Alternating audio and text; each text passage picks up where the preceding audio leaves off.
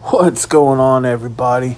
It's your boy DJP1 here, and I'm coming to you live with my final stance. Um, so, with it being November and October just flying by, and apparently November is Men's Mental Health Month. Sorry for that. I think it was a lawnmower that just went by.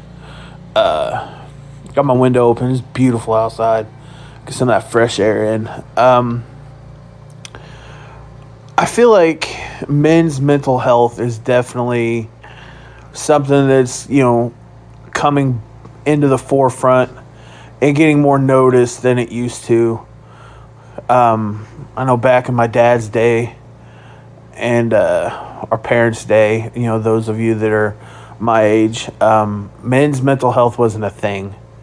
They didn't have feelings. They didn't have anything of that nature. So, like, for the generation above mine, this is something that's very new and very different.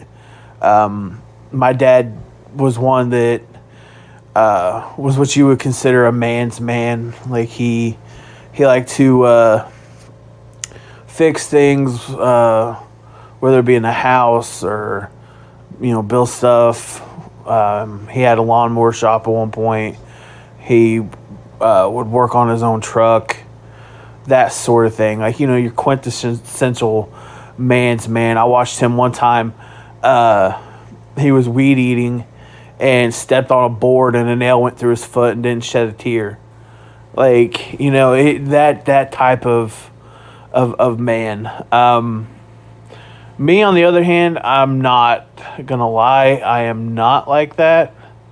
I've had anxiety my whole life. I'm definitely not the man's man type of person that my dad was. Like, I can be if need be, but I'm a little more in tune with my feelings and stuff, and ain't nothing wrong with that, and ain't nothing wrong with being the way that my dad was, because my dad was the best man I knew, and I could probably count on one hand the times I've seen him cry, and 3 of those included death. So, well, wait, no, hold on, more than that, but still more death than anything, but still. Anyway, I'm getting off subject here. So everyone has a different journey in life. Like, take my dad and my existence. Like, by the time my dad was my age, I was 11 years old.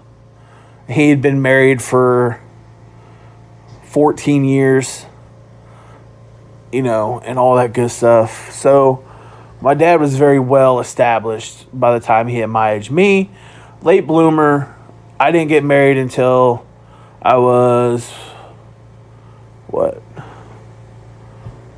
almost 32 or something like that. Yeah, I was almost 32.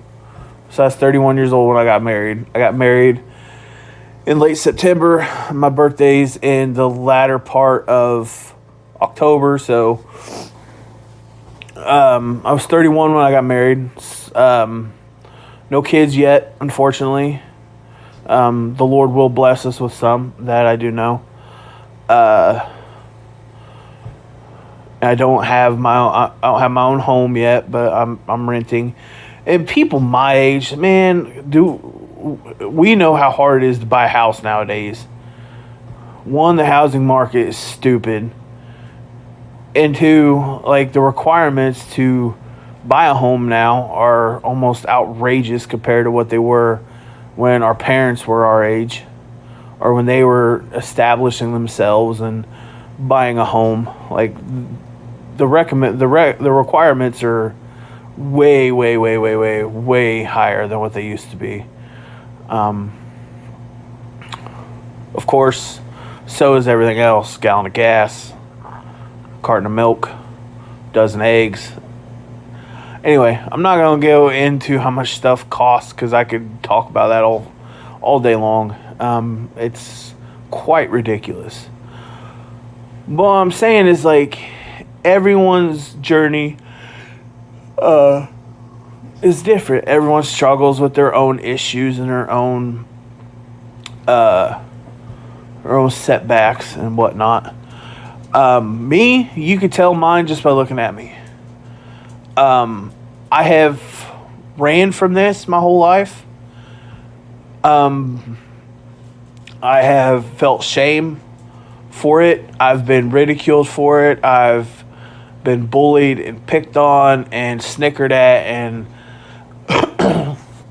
laughed at and made to feel a fool and just like I shouldn't be living. I've had every form of bullying that you can think of, aside from, well, yeah, every form of bullying that you can think of happened to me in my life. And I took that as society telling me that I wasn't worth anything and I wasn't worth being alive. So I resorted to the only thing that I knew was going to be there for me, and that was food. I ate my feelings. I turned my issues that I was having in school and the issues that I was having every day into a food addiction. Very early on, my mother was basically almost killed by a doctor.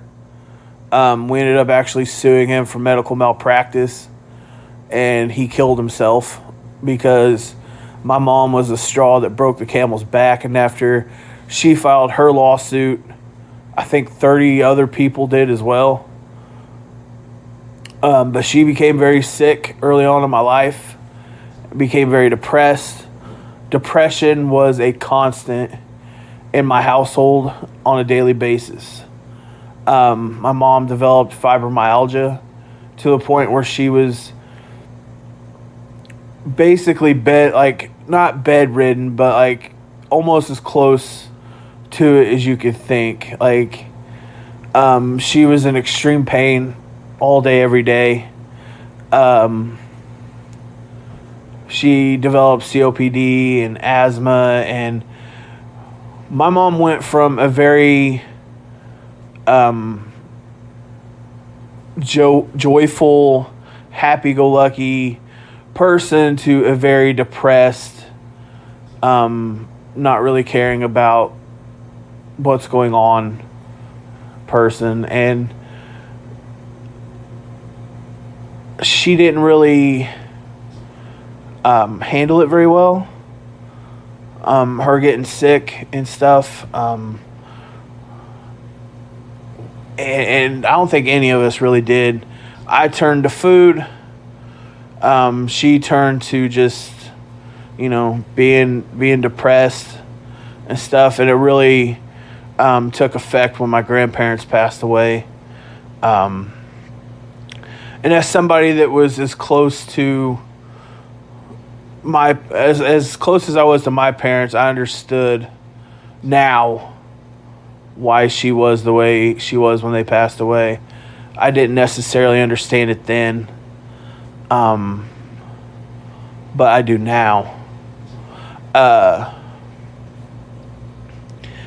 So as a kid, I developed an addiction to food that carried on into high school, into college, into adulthood, and I still deal with it to this day.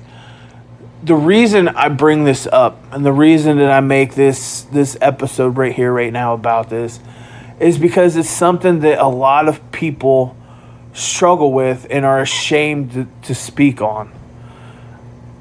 Because being a big person, a lot of people have a connotation that is just Chunky needs to change how they eat. No, that's not the case.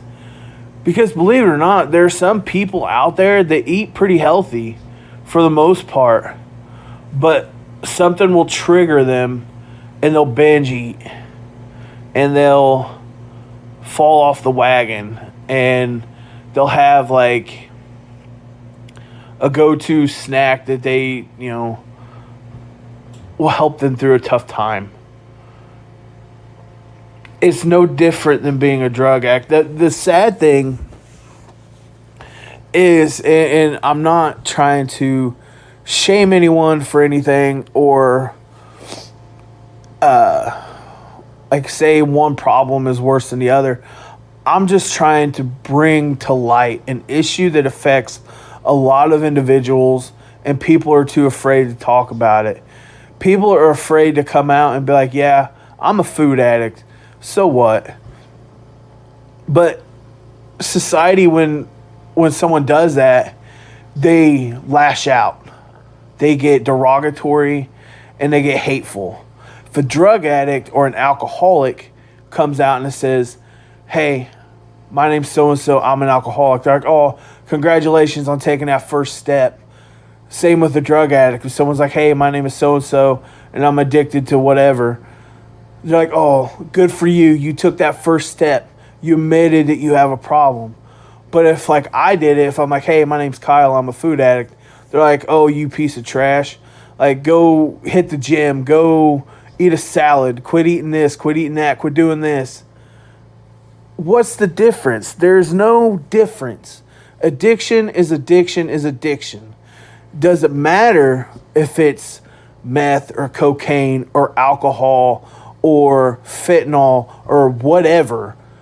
Doesn't matter.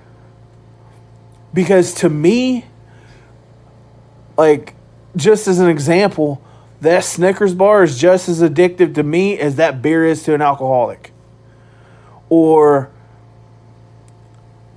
I'll switch out your baggie of meth for a bag of chips. It's the same thing. This sends the same signal and the brain reacts the exact same way. The only difference is society doesn't act the same way. Society doesn't open their arms and say, we're here to help you. What can we do to help you? No. What society does is adds to it. So then you get people that will literally eat themselves to death or put themselves in worse health because society will not say, you know what, it's okay. We understand. What can we do to help you? Instead, they're like, nah, screw you, fuck you. You suck. You're a drain on our society. Hit the gym, hit the salad, you fat piece of shit. That's what society does a lot of times. When most of the time, people that are in that situation, all they need is a helping hand. And not even really a helping hand. Someone to be like, yo, that sucks. Like, I'm sorry you're dealing with that. Like, get to know the situation before you run your mouth about something you don't know. And the funny thing is, and here's what cracks me up. A lot of times it's people that have never dealt with that situation and that issue that are automatically a damn PhD candidate on it. Like, they know everything. They're all knowing on the subject of being a big person. Do you know the pain that's in my knees? Do you know the pain that's in my back? Do you know the pain that it takes for me to go through normal daily routines or daily stuff that I have to do? No, you fucking don't. So shut up. Don't sit there and tell me that you're like, oh, you just got to do this and you can do that. No. Okay, maybe so, but it's not that fucking easy. It's not that easy. When you've got to have help getting up and you feel like you've got a building on your knees, and like it wasn't not that long ago, I was having issues with my knee to where my knee would just randomly go out on me. Do you know the fear that brings?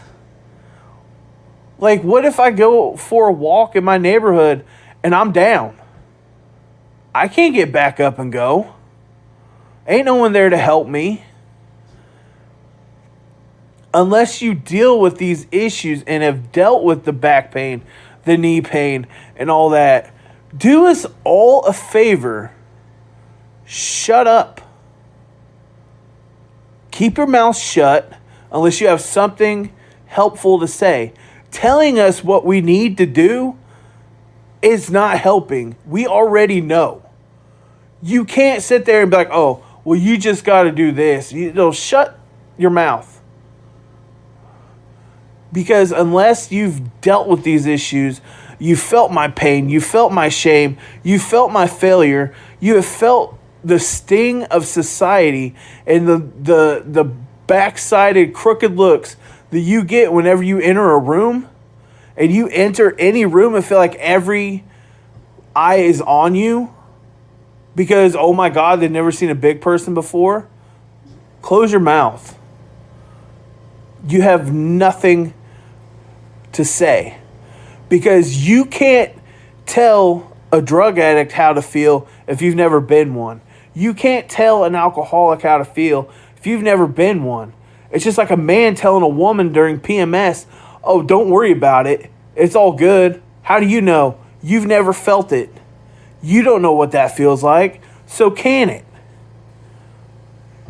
If you've been skin and bones your whole life and you've been a thin person, God bless, you've been lucky.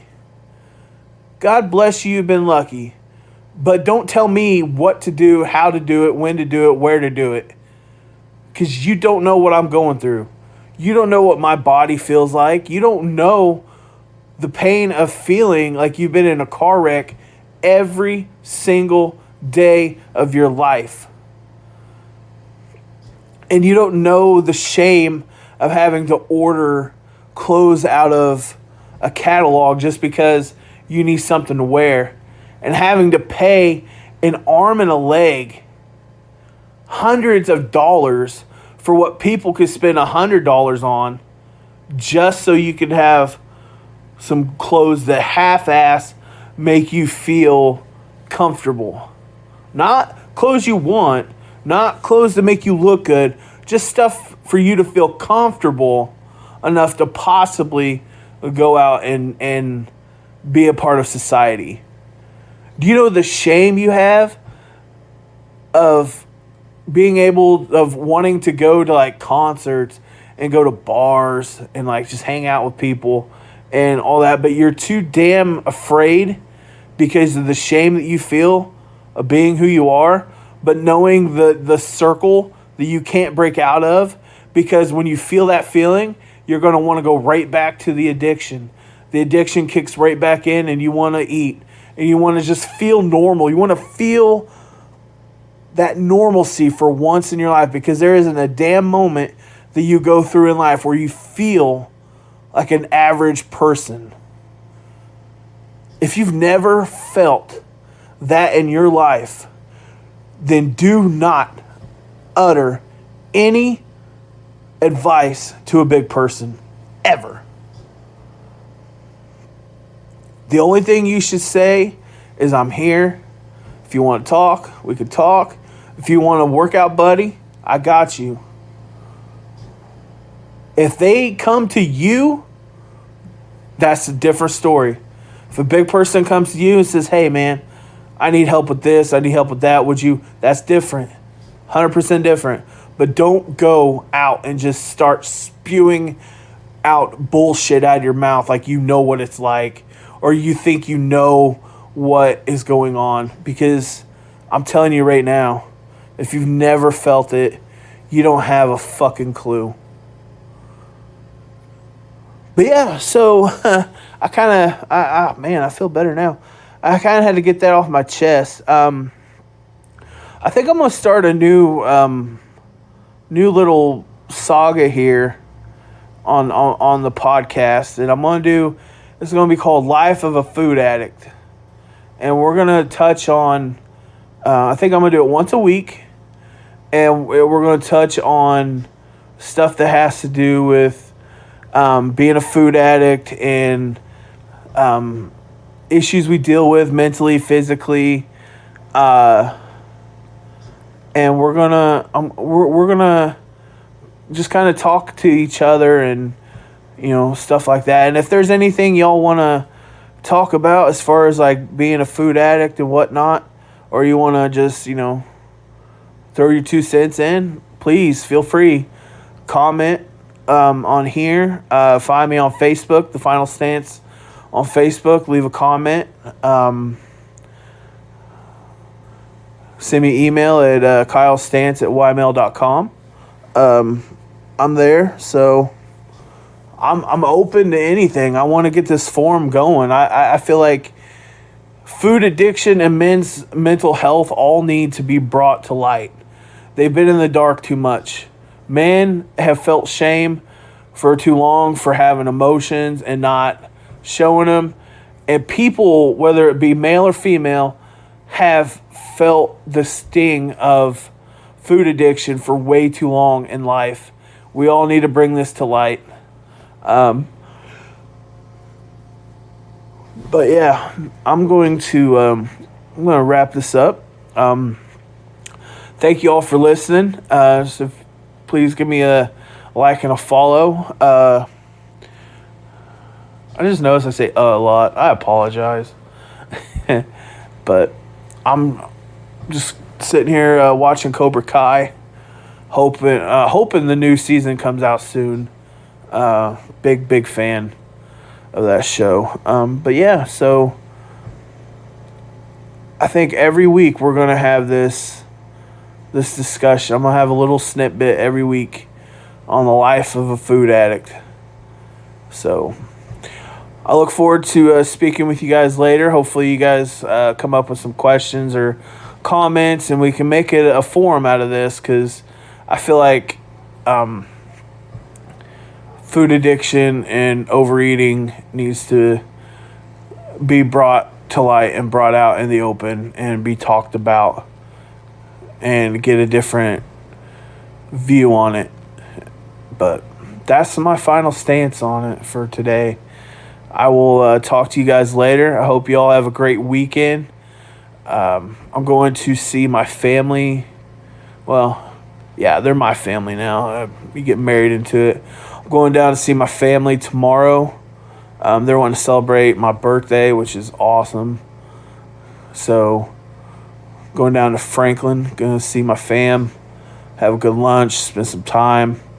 And then, don't know what me and the wife are going to do. Oh, yeah, we're going to play some Mario Kart tomorrow.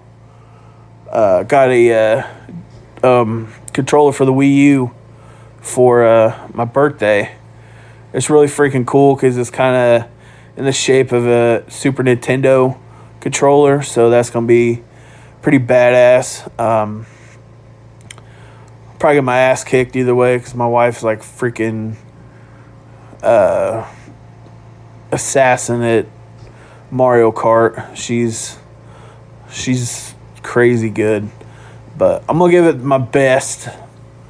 But yeah, so everybody have a good weekend. Watch some football over the weekend. Hopefully Michigan pulls out that win.